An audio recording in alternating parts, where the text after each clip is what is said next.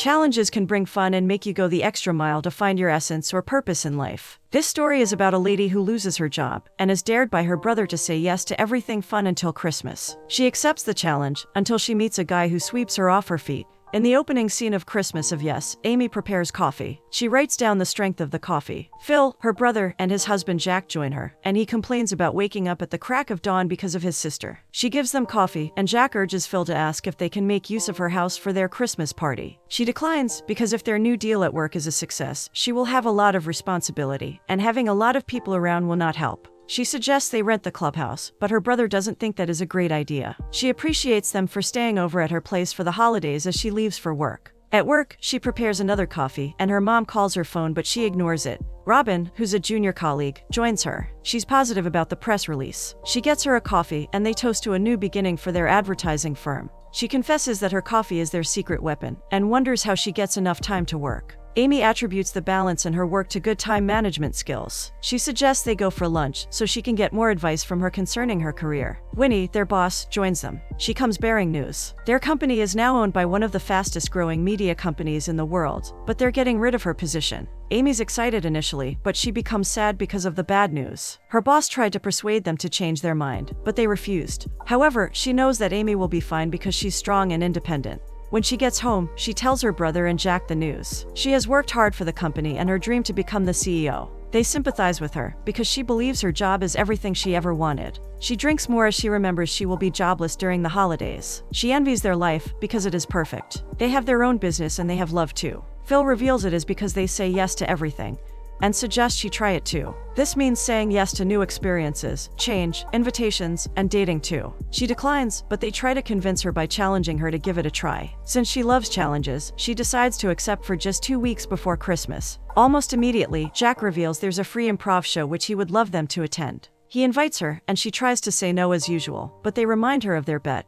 She agrees to go, but begins to doubt if accepting their challenge will do her any good. At the improv show, a lady named Zuri with her friend named Nico performs. Amy finds the show boring. She checks through her phone for some job openings. They're not pleased that she's not having fun as expected. After their first performance, they appreciate their audience for being there, even though they're not entirely funny. They reveal their last performance for the night is a game named Ding Dong, and they will need a volunteer. Her brother suggests that she volunteer. Even though she is not interested, she can't say no because of the challenge. She joins them on stage, and they explain the details of the game, which is that she will tell them about her day, and they will act it out. If they get it, she will say ding, and if they're wrong, she will say dong. They begin the game, and she reveals how she was laid off from work. They all feel bad about her situation, but the two friends decide to proceed with the game. They do, but she keeps complaining about how they did not get it. The man gets angry because she is making their game so boring because of her complaints. There's nothing much that she can do, because Amy just likes everything perfect. After the show, Amy complains about how she's embarrassed by the whole situation, and wants to end the challenge there. Phil encourages her not to give up. Nico and Zuri join them. Zuri appreciates her for volunteering for the show, but Nico believes she does not deserve their appreciation because she almost ruined their show. They get into an argument about the show being boring and not funny. Zuri invites Amy to help wrap presents for the children at her hospital, even though Nico tries to stop her. She wants to decline, but Phil once again reminds her of the challenge. Left with no choice, she promises to be there. Her brother and his husband are glad she's making new friends. In the next scene, Phil gets anxious about his interview as he prepares, and his husband encourages him. Amy joins them as she is about to leave for the gift wrapping event. They reveal she's to dress up for the event, but she doesn't think that's important. She views the event as an opportunity to give back to society, which she never had time to do for a long time. Amy gets there, and Zuri is glad to see her. However, Nico is not impressed with her dress style, and thinks she's overdressed for the occasion. They get into another argument about each other's beliefs and sense of humor. She decides to apologize for being mean the day before, and reveals it is the result of having a bad day at work. He accepts her apology, and they start their friendship all over again. Zuri encourages them to work together, admitting she likes Amy, and he will learn how to cope with her. Before they start rapping, they challenge each other about who is better at it. They make Zuri the judge. Nico suggests the loser will buy a coffee. Eventually, Amy wins the challenge. Nico gives up and wants to fulfill his promise by getting her a coffee. She declines and reveals she's a coffee snob. She cares about the type of coffee she drinks and goes for only quality and taste. She offers him her coffee, and when he tastes it, he admits it's good. He just qualifies it as the second best coffee he has ever tasted. She's not happy and desires to make her coffee the best he will ever have. So he gives her more information about his first best coffee. She decides to take it as a challenge to make him a coffee just the way he likes it. He apologizes about her job, but she is not bothered, because she believes will soon get another job, and she is rewriting her career plan. He has observed her kind of person, and he concludes that she's too tense, and will not have time to try something fun. In her defense, Amy believes without a doubt that accomplishing everything on her list will make her feel alive. They get to know and understand each other more through their conversation. After the wrapping, Nico reveals that he is a math and science teacher in an understudy school, and he likes technology. He wishes he can be able to raise money for his school to get computers for the students. She's impressed and suggests ways of achieving his goals. She mentions that the best way to make money is to sell. He thinks of what to sell and gets an idea when he sees her coffee bottle. He suggests they sell her coffee. She tries to say no because they have a limited time to plan. But since she loves challenges, she decides to accept. This means that they have to work as a team to accomplish this goal. In the next scene, Jack and Phil assist her in getting some decoration done, as he anxiously waits for a call back from the interview he had with one of their new clients. Unfortunately, they do not get back to him, so his husband encourages him to cheer up. Amy joins them and complains about the decorations. He thinks his sister is weird and wonders why she did not decorate her house when Christmas is just a few days away. She claims not to have the time and asks them to smell the coffee beans. She believes she will be able to achieve the coffee Nico bragged so much about. Her brother wonders if she has reached out to their mom, but she has not, until he reminds her about their bet. Not being able to say no, she decides to give her a chance. Seeing the freak turn of events, Phil believes it is the perfect time to ask her again if they can use her house for their ugly Christmas party. Surprisingly, she finally agrees. She decides to get to work in the basement, but they suggest she do something more fun. However, she's desperately in search of a new job. Nico texts her and suggests they meet for dinner to discuss the fundraiser. She plans to disagree, but Jack is close to her and can see the text, so he encourages her to accept. She does, and they are glad because she will be going on a date. However, she doesn't count it as a date, and he's not her type. At the dinner, Amy gets straight to business and outlines different ideas that can help them achieve their goals. He gets bored and reveals he's good at coming up with a great idea, but does not know how to keep it going to get a result. She feels sorry for him and decides to plan and market the fundraiser, making him relieved. Nico reveals why he decided to become a teacher and how proud he is to be one. She reveals she has not been all perfect from the beginning, especially when she lost her dad, and seeing how it affects her mom. But she just decided to be strong, and it helps her stand out among her peers. She mentions not having any decorations for Christmas. He decides to return the favor by getting some for her. He takes her to a gift store and persuades her to jump over the fence. She doesn't is scared of getting arrested. They're able to get in and she takes time to get her perfect Christmas tree. They get the tree out of the store by jumping over the fence again and she almost gets hurt in the process. She remembers they did not drop money for the tree and she's bothered until he reveals it's for his uncle, who's aware they're buying a Christmas tree. She's relieved and doesn't think he has to lie about the whole situation. At her house, they decorate the Christmas tree. After a successful job, she reveals she had fun earlier. He keeps staring at her and finds her attractive. They get closer and almost kiss, but they are interrupted by Phil and Jack. Nico quickly leaves, hoping to hang out with her some other time. It appears she's also falling for him.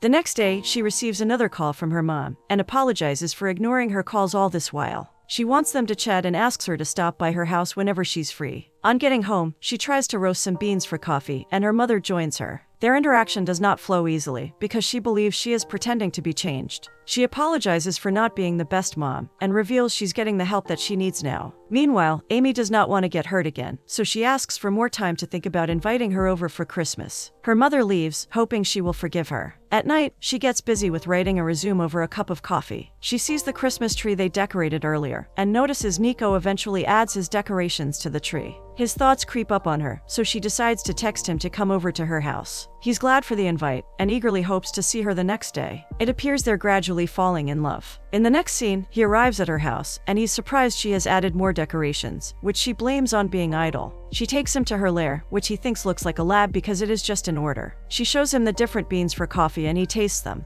He wonders why she likes coffee, and she reveals her parents inspire her. He sees their picture. She proceeds to show him how the coffee beans are being produced. He notices how she talks about it passionately, and he suggests she start it as a business. To make her consider it, he comes up with a name for the new coffee business. They named it after her parents' favorite word. After having a cup of coffee, she finally considers it and decides to start her coffee business. He offers his assistance with the website design. Nico and Amy join Phil and Jack, who are preparing for their ugly Christmas party. They are glad to see them getting along well, so they suggest she invite him. She reluctantly does, and they even agree on getting a dress code for the event. They head to the store to get sweaters. At the party, their outfits are different from others. Phil and Jack appreciate Amy for allowing them to use her house. She admits the bed is not that bad. Then she keeps staring at Nico, who's with another lady. They happily reveal their plan to adopt a baby girl.